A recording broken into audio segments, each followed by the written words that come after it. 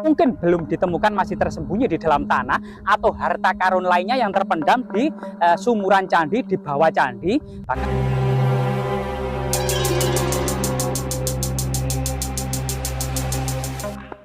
Ya teman-teman, siapa sangka di bawah pohon rambutan ini ternyata jejak-jejak artefaktual yang sangat banyak dan sangat penting serta monumental. Kelihatannya belum pernah diekskavasi oleh pihak terkait, sehingga kemudian banyak artefak-artefak penting begitu terserak. Misalnya di lokasi ini kita lihat ya, banyak sekali pecahan tembikar, terakota, bagian dari struktur kendi. Ternyata kemudian bagian dari kemudian gentong, kuali, jambangan, buli-buli, ukel, dan banyak sekali ya, termasuk kemudian terakota, bagian lapisan tiang-tiang kayu itu sangat banyak sekali. Jadi bagian terakota itu seperti ini. Ini adalah bagian dari lapisan tiang-tiang kayu ya, yang memang leluhur kita itu selain memperhatikan teknis dan strategis dalam membangun kekuatan bangunan, tapi juga pertimbangan-pertimbangan magis dan religius juga dipertimbangkan ya. Selain itu kemudian di sini kita akan mendapati juga temuan berbagai macam fragmen keramik Tiongkok, baik itu diduga bagian dari guci, mangkok, piring, atau kemudian tuwung pada masa lalu gitu ya. Dan banyak sekali kemudian mangkok-mangkok berbagai macam dinasti, termasuk yang tidak bergelasir maupun yang bergelasir. Seperti ini tidak bergelasir, yang diduga ini adalah fragmen keramik dari Asia Tenggara. Dari Asia Tenggara tersebut ada kerajaan-kerajaan yang semasa Majapahit, misalnya ada Siam, Ayutthaya, ada Tai, ada Kemer, ada Campah gitu ya. Termasuk kemudian berbagai macam kerajaan-kerajaan yang ada di Asia Selatan maupun di Asia Timur ya, termasuk Tiongkok. Nah ini luar biasa sekali. Selain itu kemudian ada juga fragmen-fragmen seperti ini ya. Ada semacam telinganya atau kemudian gantelannya. Nah ini. Nah, termasuk kemudian keramik yang bergelasir berwarna hijau ini sangat langka. Kemungkinan ini dinasti Yuan atau dinasti Ming ya. Pada masa kekaisaran Tiongkok diimpor banyak sekali. Artinya memang leluhur kita itu mengekspor hasil bumi. Ada 5 produk yang terkenal di perdagangan global dunia pada waktu itu. Antara lain cengkeh, lada, pala, jahe, dan kayu manis. Ini kemudian memiliki harga yang sangat mahal di pasaran dunia, sehingga kemudian Jawa atau Nusantara bisa mengekspor atau mengimpor produk-produk yang mahal dari luar negeri, misalnya emas, permata, kain sutra gitu ya, termasuk berbagai macam kerajinan porselin yang dihasilkan di lembah sungai Yangtze maupun lembah sungai Kuning Huanggo yang ada di Tiongkok ya. Sehingga kemudian ada berbagai macam keramik ini berciri khas Gansu, kemudian longsang dan lain sebagainya ya, kan gitu. Dan di sini kita akan mendapati jejak-jejak pusaka, jejak-jejak metalurgi, yang artinya teknologi peradaban leluhur kita pada masa kerajaan-kerajaan ini memiliki teknologi peleburan besi baja yang sudah maju.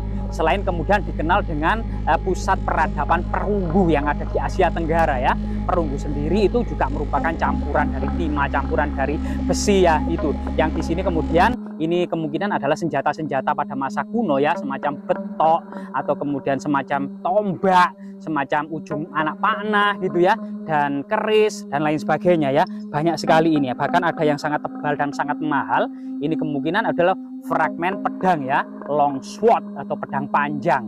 Nah ini sesuatu yang sangat luar biasa sekali. Selain berbagai macam pusaka serta balok-balok batu candi, pinggiran-pinggiran candi, antefik-antefik yang sangat banyak, fragmen batu bata kuno. Nah di sini ada jejak-jejak magis dan sakral teman-teman.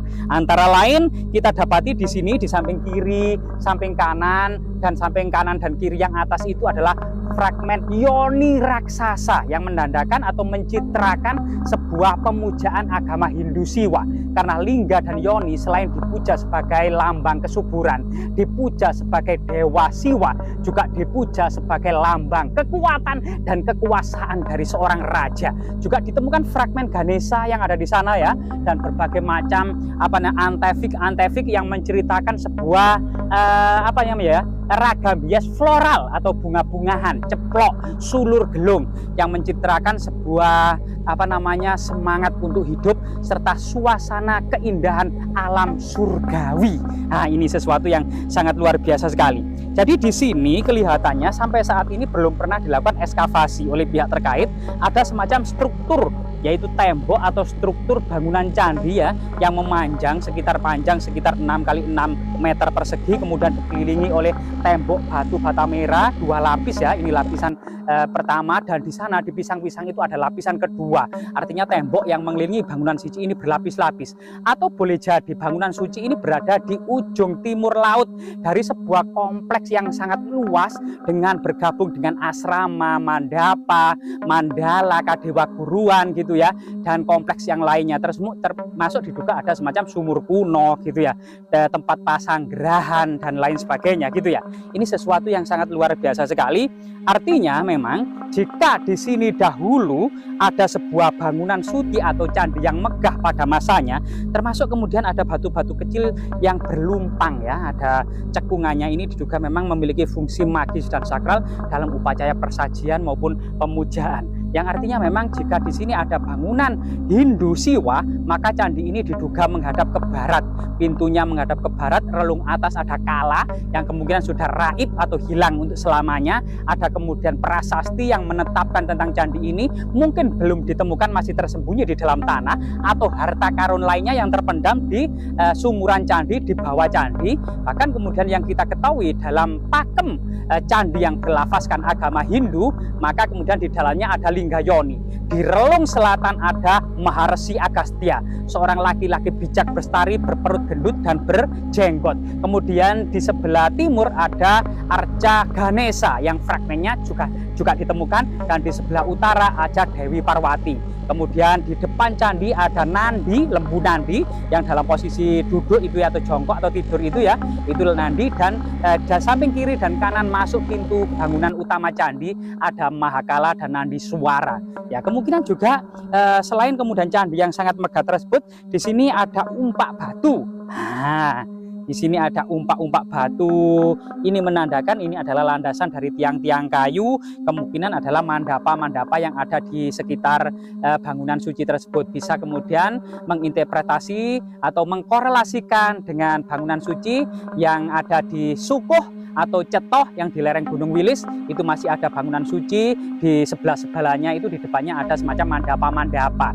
Atau kemudian di Pulau Bali itu ada bangunan suci yang di sekitarnya juga ada mandapa, ada batur, ada pelingge, dan bahkan ada semacam pureh yang atapnya itu bersusun-susun dengan ijuk enong. Dan atap bersusun-susun itu bisa kita kemudian maknai di masa Majapahit, Singosari maupun Peradaban kuno di Jawa Timur. Atap bersusun-susun itu bagian yang tidak terpisahkan dari peradaban Jawa Timur. Buktinya adalah di relief Candi Jawi. Kita akan bisa melihat ada struktur bangunan dengan atap tumpang bersusun-susun ya. Nah, itu sesuatu yang sangat luar biasa sekali. Bahkan kemudian pinggiran-pinggiran candi, antefik Padmasana. Jadi ini bulat, ini bukan piring terbang teman-teman ya, atau bukan bukan kue apem yang kue raksasa, atau bukan kue buaya untuk pengantin, melainkan adalah Padmasana, yaitu tempat duduk arca. Nah, ini kemungkinan tempat duduk arca tersebut itu adalah tempat duduk arca Dewa Siwa, atau kemudian Parwati, atau Batara Guru dan lain sebagainya ya. Ada beberapa batu yang panjang, ini kemungkinan adalah menhir atau lingga ya, lambang kesuburan, lambang kemudian kekuatan dan kekuasaan dari seorang raja. Dan diduga memang di sini ada semacam batu-batu yang mirip prasasti. Selain juga kemudian di sini banyak sekali batu gandek, batu lumpang, pipisan batu ya, batu-batu bulat yang sangat misterius, batu dakon ya. Ini batu dakonnya ternyata sangat banyak teman-teman. Nah, di atas itu ada beberapa batu dakon dengan lubang-lubang yang sangat banyak. Di sini juga ada batu dakon dengan lubang beberapa saja. Dan ini bukan karena tetesan-tetesan air, ini juga bukan karena tetesan-tetesan air, melainkan sengaja ya dibuat, dipahat oleh leluhur kita. Kemungkinan memang sebagai batu yang memiliki fungsi magis dan sakral, sebagai tempat persajian, permujaan. Dan semoga bangunan ini segera mendapatkan tanggapan dari pihak terkait, segera diekskavasi, bahkan kalau bisa direstorasi lokasi, sehingga kemudian masyarakat setempat itu tahu seperti apa bentuk aslinya pada masa lalu dan fungsinya pada masa lalu. Dan ini tentunya tinggalan yang sangat bersejarah dan sangat monumental, sebuah kebanggaan. Kalau sebuah lokasi dipilih oleh leluhur kita untuk mendirikan tempat suci, artinya lokasi ini dahulunya sudah baik gitu ya, dan kemudian pasti suatu saat nanti akan bangkit kembali menjadi sebuah tempat yang istimewa. Semoga bermanfaat teman-teman.